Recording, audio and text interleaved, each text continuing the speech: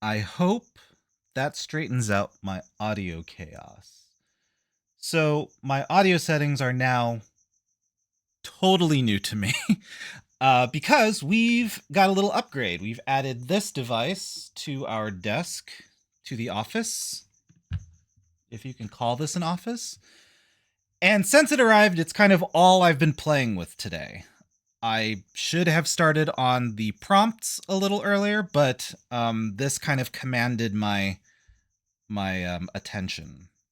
So just trying to figure out what it can do, what ideas I can apply to it, and then cross-referencing how other people use it and utilize it. So one of the things that I can do is command my camera movements. So I can go from here to down here, to up here, to down here. And so the reason why I say that my audio is now in chaos is because along with this device, a software called Wavelink comes packaged with it. And it is sort of a sound mixer. Oops. Or an audio splitter, sort of. I think it's more of just a mixer. I don't know if there's an actual difference between splitters and mixers, but I was able to assign all these things, and then suddenly all of my outputs and my inputs were all over the place, and I think I sorted it out. So that aside, let's get into the Promptober stuff. This one.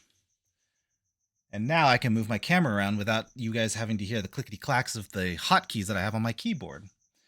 So, for Inktober side of things, we start off with snacks. October 11th, snacks.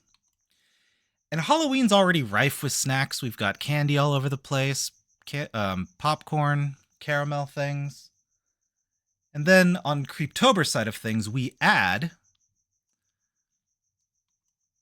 Goblin. So I could go the route of like wordplay and be like, oh, our two little troublemakers are gobbling up some snacks. Or I could throw in a literal goblin.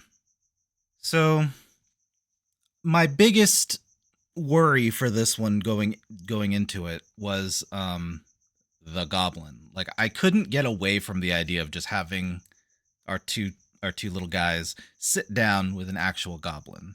So as much as I would like to, do some wordplay, this is the route that we went. And I didn't know what to do. There were a lot of assets already floating around out there, but I thought that the goblin concept was simple enough that I could just sort of Sam and Max my way out of it. Like just do a really simple kind of character design, but give it a lot of personality with like, I don't know, teeth.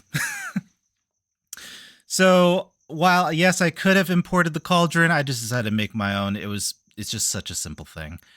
And then once I was happy with the goblin, the second hurdle, the second challenge was the snacks. Because if there's one thing that I hate more than like trying to get the detail that I would like in a model or in a sculpt or sculpting at all, is doing things in mass. So doing hair simulation, doing particle simulation, just making a pool, like a ball pit. That's my nightmare. Because either it gets really complicated and I don't know how to do it, but Blender's able to render it, or I do it really simply, it takes me a while, and then Blender crashes because there's too much data in the world. So it's kind of a mixed bag. But the what I call wiggle candy, the licorice, makes a comeback. And then I could have imported the hard candy from previous projects, but I didn't think that the wrapper was all that great for just like scarfing down and gobbling. So I wanted sort of like a all like unwrapped hard candies that just kind of exist in the box, so that you just tilt the box back and it goes down your mouth. And then lighting, oh, our good friend lighting. I don't know what environment they're actually sitting in. Like, is it inside of a house? Is it outside? So the lighting was kind of hard to like figure out. And then I just sort of came to the conclusion, well, as long as the lighting allows us to distinguish what is cauldron, what is goblin, what is candy and what is goblin arms, I think that does the job better. And so we just sort of get this little scene right here.